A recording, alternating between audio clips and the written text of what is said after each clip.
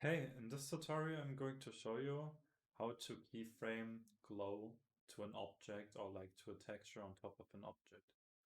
So the first thing what we want to do is like we want to hear a sound. Like we want to listen to what we want to animate. By doing that is pressing Shift A on your keyboard if you're using Windows.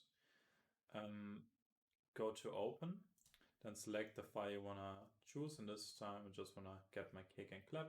Also, I would recommend if you're a musician yourself or if you're trying to produce the cleanest sounds if possible, get just like the kick and the clap for like most of those effects.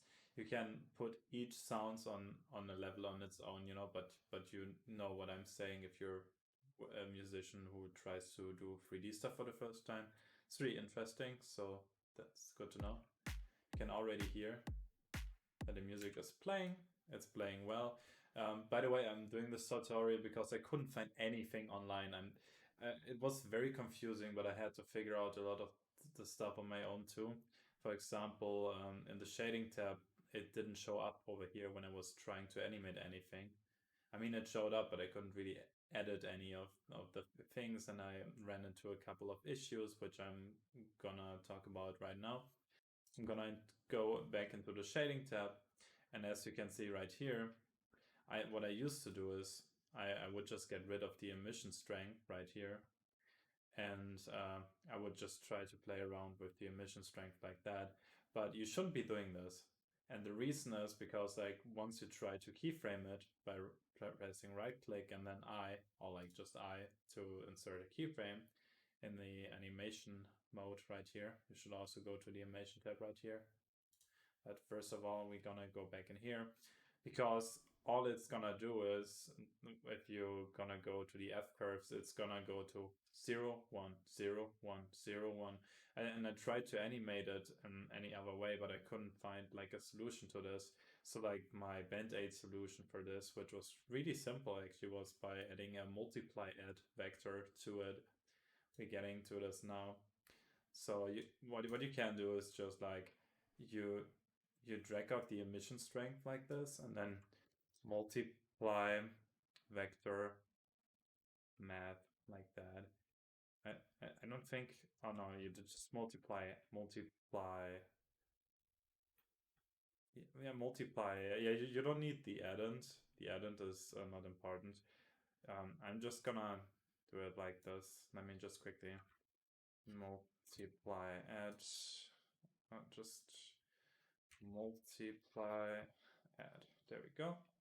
So you got another multiply add modifier, right? So, and it's the wrong one. Should be getting, I'm sorry right now, but it's the first time I'm doing something like this, so please be patient with me. So what you're gonna do is like you're gonna change the value. The first value is going to be the strength of like how much glow you wanna have, and the multiplier is going to be like the enabled and enabled, enabling, disenabling, One is on, 0 is off, okay? Just remember it like that. I think that's the easiest way. So it's showing me some kind of error here. I don't know what that is about, but it's not a big deal. So what you can do now, you can also like add a 2, but you should just keep it 1 to 0 and just play with this value right here. You can add like how much glow you want, like you can overdo it or whatever. Just like make sure that you only change this value. I think around 25 is okay. So what you're gonna have to do right now is you have to press right click on this one and then press insert keyframes. You're gonna press insert keyframe. Make sure that you're on your first frame right here too. You can also select like how many you want. Like it doesn't really matter. Like you can select how many you want. Um, and for in this example is 1000. I have 1000 frames, which is around 16 seconds if you're using 60 frames a second.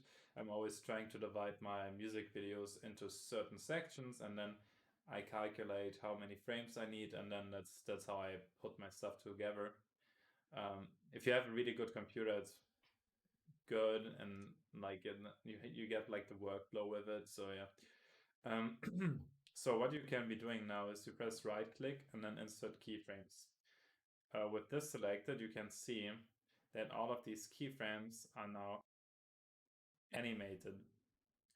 I don't know if I want to have all of them activated. I don't know what it does to do a difference. It doesn't really do much, so you can just like, you don't have to worry about having all of them selected. I think it matters too much.